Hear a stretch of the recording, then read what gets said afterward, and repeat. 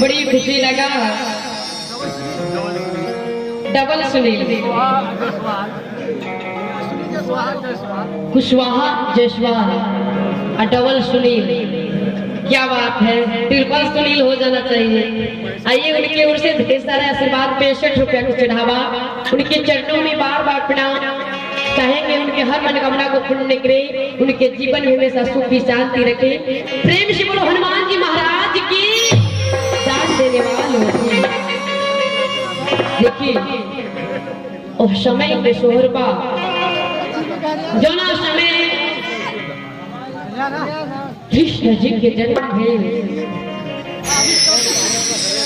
कृष्ण जी के जन्म में सखी लोग नाच तारी झूम तारी ओम धन लुटाओ तारी एकदम मगन में खुशी में। उससे आज परम पूजनीय आदरणीय हमारे गणेश पांडे जी जिनके द्वार पे आज आराधना हुआ, जिनके घर में लल्ला नहीं होते उनके द्वार पर शोर नहीं होता, लेकिन आज बड़ी सौभाग्य की बात है कि उनके द्वार पर शोर होने जा रहा है। और शोर से पहले ही मेरे मम्मी जी के लिए साड़ी आ गया है, लेकिन मम्मी नहीं आए हैं तो उनके लिए साड़ी आ गया है। भैया हम आए हुए तो हमको क्या मिलेगा, हम आए हुए तो हमको मिलना चाहिए। ब्याह के नाम में ना बटे अगर पंडिताइन सुने तो माई राम सुनो तो तरवा लोग से बिजली बासों में केहू जागल रह सोहर होके जा रहल बा कहीं जाके बैठी सोहर में नेग लागेला हमरा के मिले के चाहिए आई तरवा लोग के बीच बड़ी ही सुंदर सोहर सुनावे जाता नहीं। सोहर में भाव लगेगा कैसे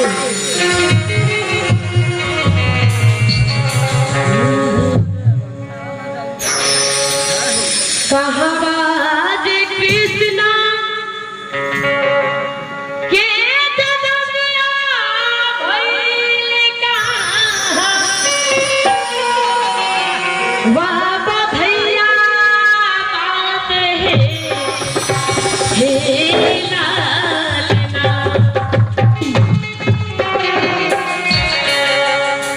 लालना है कहावाज माची गईले शोर से कहाँ वहाँ मंगलवा होके है।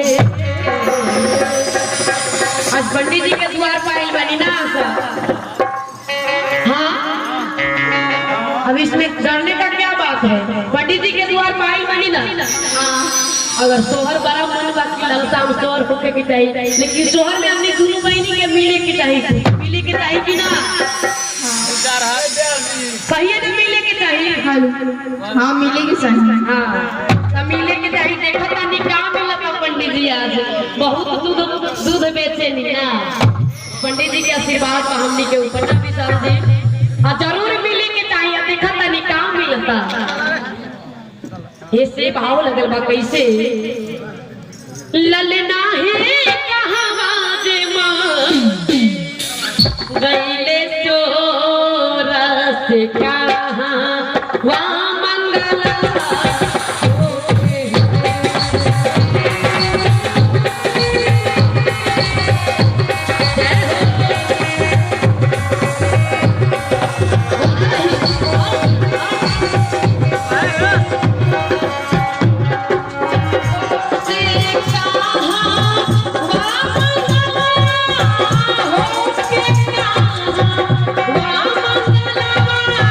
हो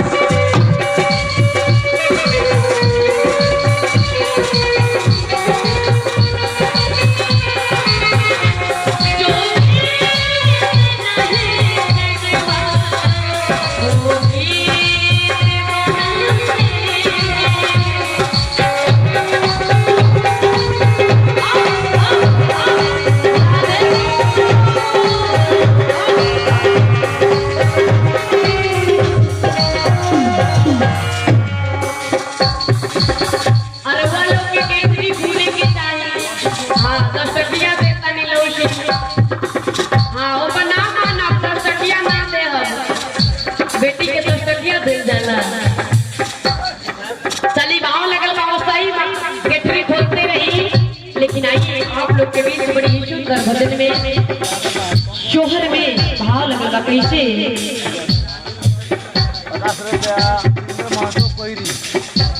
वीरेंद्र महतो कोयरी जिनके तरफ से 51 रुपया, 50 रुपया पारस महतो कुशवाहा, 51 रुपया पारस महतो कुशवाहा जी के तरफ से, और साथ ही साथ वीरेंद्र महतो जी को तो बोल दिए हैं। ये है राम बाबू साह तेली। क्या बात है, आप है राम बाबू साह तेली जी जिनकी ओर से बार बार चढ़ावा इन सारे भक्तों के तरफ से। एक और भजन, अच्छा भजन गाइएगा। हाँ अच्छा भजन तो हो ही रहा है। आइए उनके ओर से ढेर सारे आशीर्वाद उनके चरणों भाई ट्यूबा की तरफ दिए, थोड़ा थोड़ा बजाते रहिए, अच्छा लगता है। और आइए उनके चरणों में बार बार प्रणाम। हमारे पंडित जी से पहले सोहर में मोहर लग गया है, क्या बात है। आइए उनके चरणों में बार बार प्रणाम। प्रेम से बोलो हनुमान जी महाराज की, दान देने वालों की।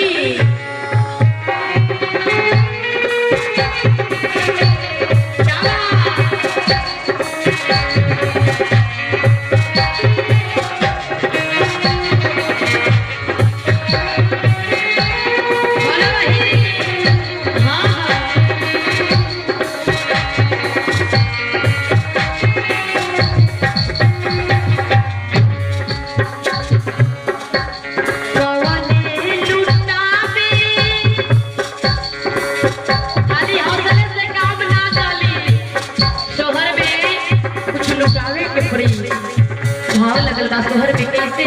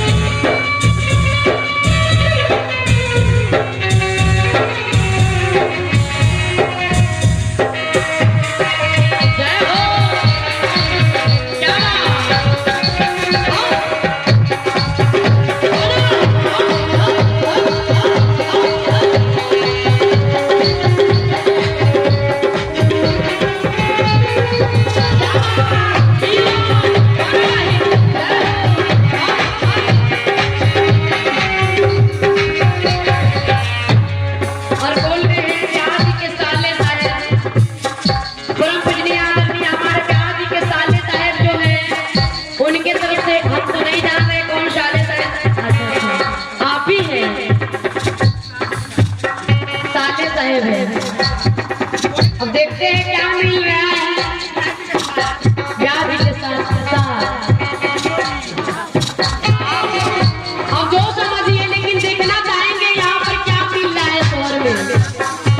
हाँ, हम देखते हैं क्या मिल रहा है। आप लोग अपने में विचार कीजिए, लेकिन भाव लगाया शुक्र में कैसे नदी लुटावे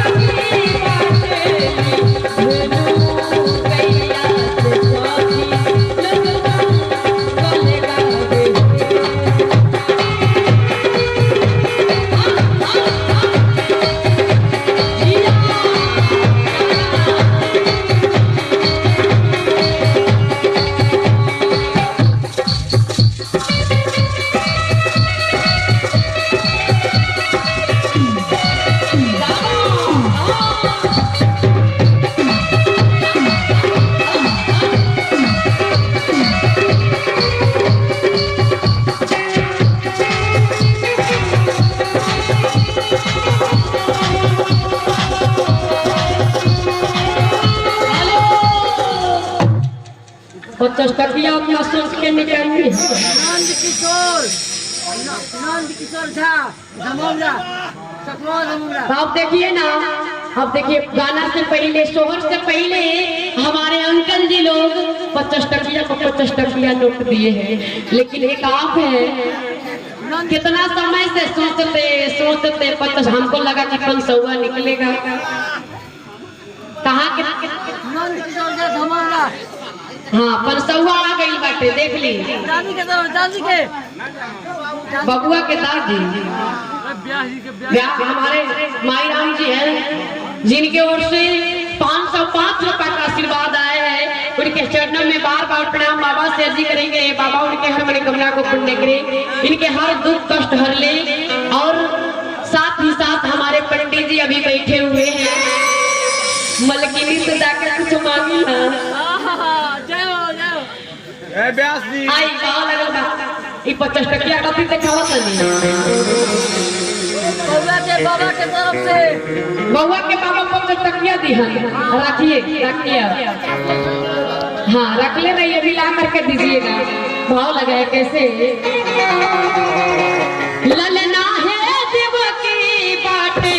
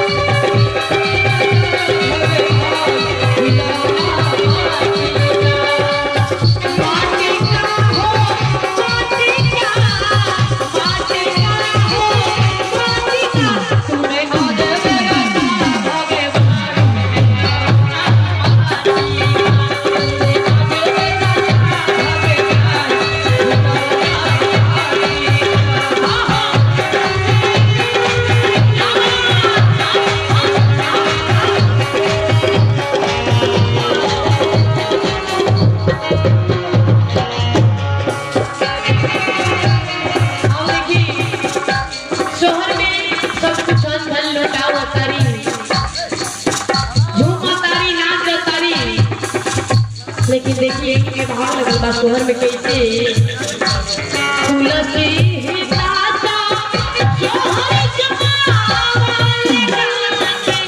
जामुदा वाले सके जामुदा वाले नैना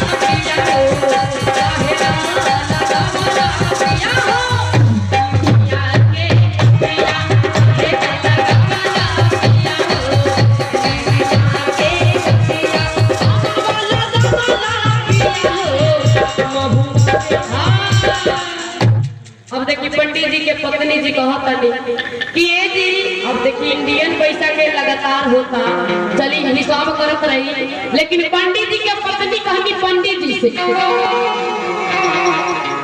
पंडित जी सुनत रहो पंडित जी के पत्नी कहनी भोला भाई पंडित जी से कैसे आप सभी सीख जाइए पंडित जी के पत्नी पंडित जी से कहता नहीं कैसे